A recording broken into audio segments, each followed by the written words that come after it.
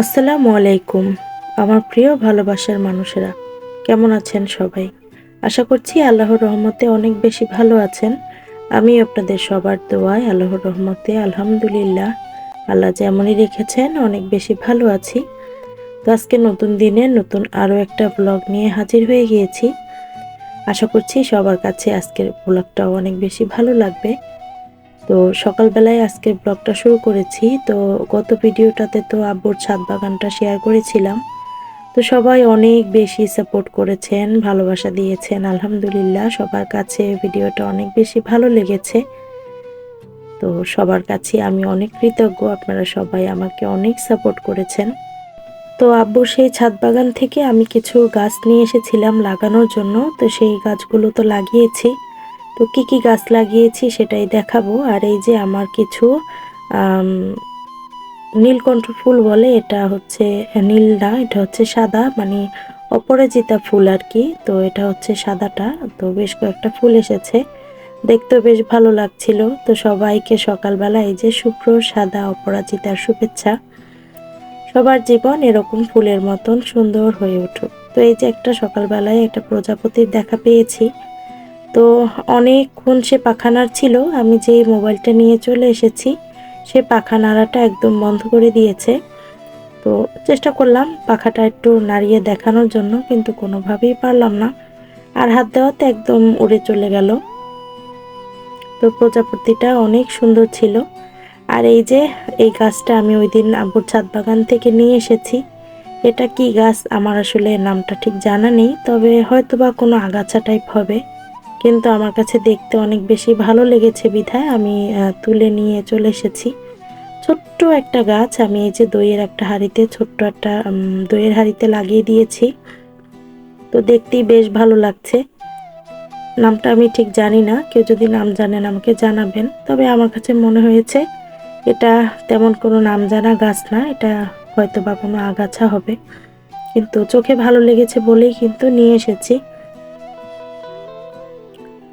আর এই হচ্ছে সেই লেমন গ্রাস গাছটা। তো ওখান থেকে ওই যে কয়েকটা ডাল নিয়ে এসেছিলাম, তো সেই থাই পাতা আর কি। তো থাই পাতার গাছটাও আমি লাগিয়ে দিয়েছি। তো গাছ লাগাতে তো বরাবরই বেশ ভালো লাগে। আর এখন তো সিজন চেঞ্জ হয়ে গেছে, মানে শীত যেহেতু চলে এসেছে, এখন অনেক গাছ কিন্তু একদম নেতিয়ে পড়বে। তো তারপরে এই যে কিছু কিছু নতুন ডগা ছেড়েছে। তো ওদিকে গাছগুলো দেখে এসে এরপরে যে দুপুরে রান্না বান্নার জন্য কিছুটা আয়োজন করেছি। তো রান্না বান্নাটা সেরে নিব আর কি। তো আজকে চিকেন রান্না করব। এখানে যে চিকেন আর আলু কেটে নিয়েছি। আর আমার ফ্রোজেন শাপলা ছিল, তো সেই ফ্রোজেন শাপলাটাও বের করে এক পোটলা রেখেছি। মানে এটা নর্মাল হয়ে গেছে। আর আমি একটু পানি দিয়ে ধুয়েও নিয়েছি, একদম নর্মাল ভাপ দিলে যেরকম হয় ওরকমটাই হয়েছে। আর এখানে কিছুটা চিংড়ি মাছ আছে, তো চিংড়ি মাছ দিয়ে আজকে শাপলাটা রান্না করব। তো এই তো আমি কিন্তু রান্নাটাও বসিয়ে দিয়েছি। পেঁয়াজ গরম মশলা দিয়ে সুন্দর করে একটু ভেজে নিচ্ছি।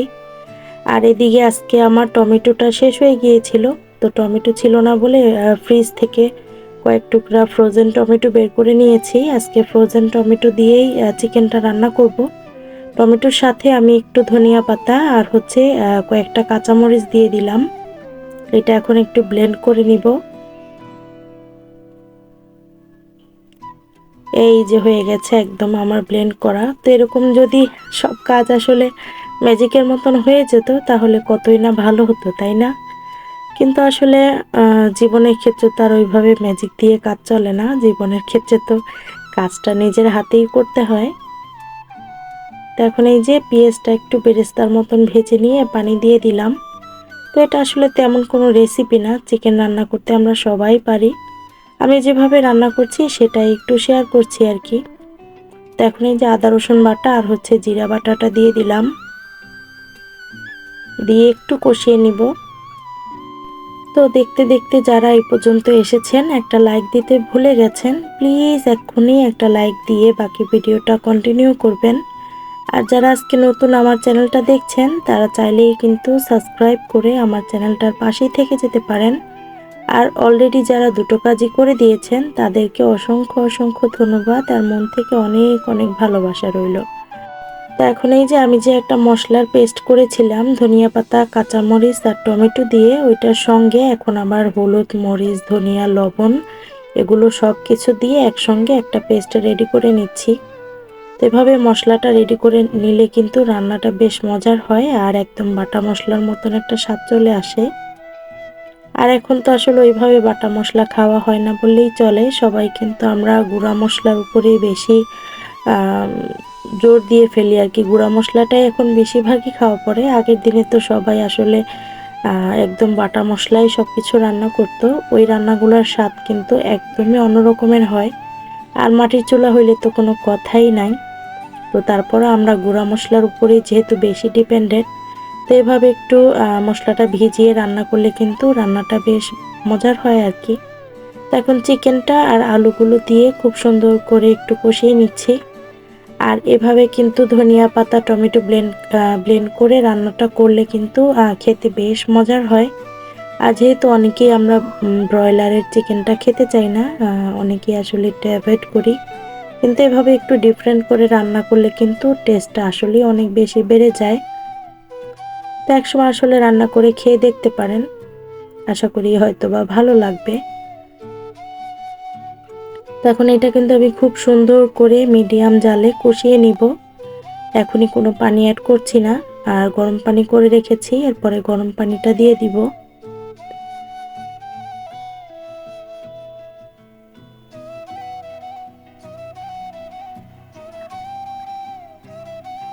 তো এই যে কষানো কিন্তু অনেকটাই হয়ে গিয়েছে।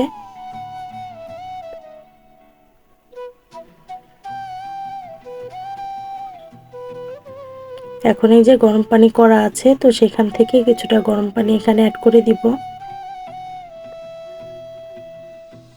আর গরম পানিটা দিলে কিন্তু রান্নাটা খুব তাড়াতাড়ি হয়ে যায়। আর যে কোনো রান্নাতেই দেখবেন গরম পানিটা ইউজ করলে সেই রান্নাটার স্বাদও বাড়ে, আর রান্নাটা অনেকটা সময় বেঁচে যায় আর কি, খুব তাড়াতাড়ি হয়ে যায়। আর আপনি যখন মশলাটা কষিয়ে ঠান্ডা পানি দিবেন তখন কিন্তু রান্নাটা ওইখানেই স্টপ হয়ে যায়, ওইটা আবার গরম হয়ে সেদ্ধ হতে অনেকটা টাইম হয়ে যায়, মানে সময় বেশি লাগে আর কি। আর রান্নাটাও কেমন জানি স্বাদ হয় না, মানে থেতলে যাওয়ার একটা ব্যাপার থেকে যায়। তো সবসময় আসলে রান্না গরম পানি ইউজ করবেন, এতে করে সময় বাঁচবে প্লাস স্বাদও বাড়বে। তো এখন এই যে শাপলাটা বসাবো, এর জন্য শাপলার জন্য মশলাটা কষিয়ে নিয়ে এরপর চিংড়ি মাছ দিয়ে আবার কষিয়ে নিচ্ছি। তো এই চিংড়ি মাছগুলো একদম ছোট ছোট চিংড়ি মাছ ছিল, দেখতে আসলে ক্যামেরায় অনেকটাই বড় দেখা যাচ্ছে, কিন্তু অতটা বড় ছিল না, একদম গুঁড়া গুঁড়া চিংড়ি আর কি। এখন এই তো সেই ফ্রোজেন শাপলাটা দিয়ে আবার একটু কষিয়ে নিচ্ছি। আর শাপলাটা ফ্রোজেন হলে কি হবে, শাপলার স্বাদ কিন্তু কোনো অংশেই কমে যায়নি। এভাবে শাপলা যদি আপনি শাপলার সিজনে ফ্রোজেন করে রাখতে পারেন, আনসিজনে খেতে কিন্তু বেশ মজার লাগে। তা আমি এভাবেই আসলে বছরে শাপলা ফ্রোজেন করে থাকি, আর যখনই মন চায় তখনই একটু একটু করে বের করে খেয়ে নেই।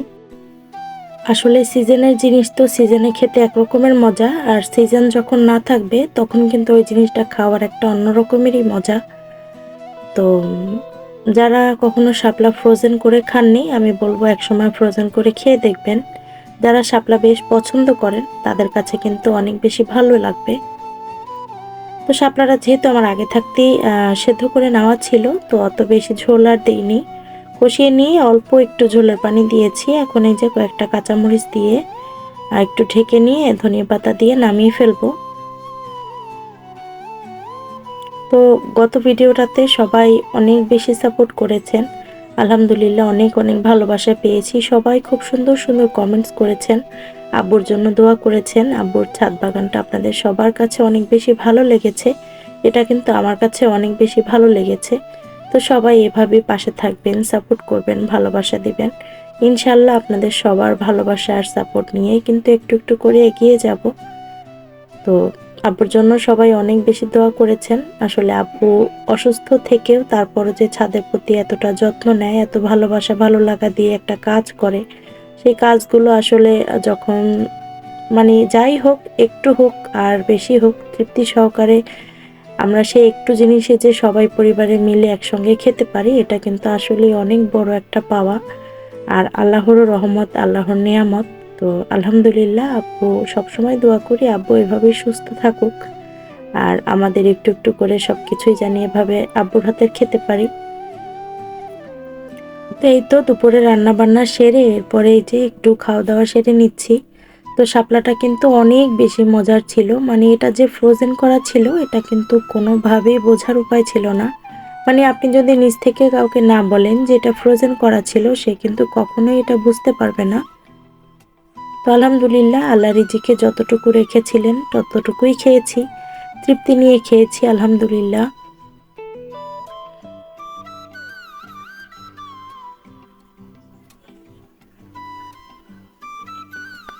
তো এখন এই যে ইউটিউবের চাকরিতে ঢুকে আসলে তেমন একটা বেশি সময় করে উঠতেই পারি না।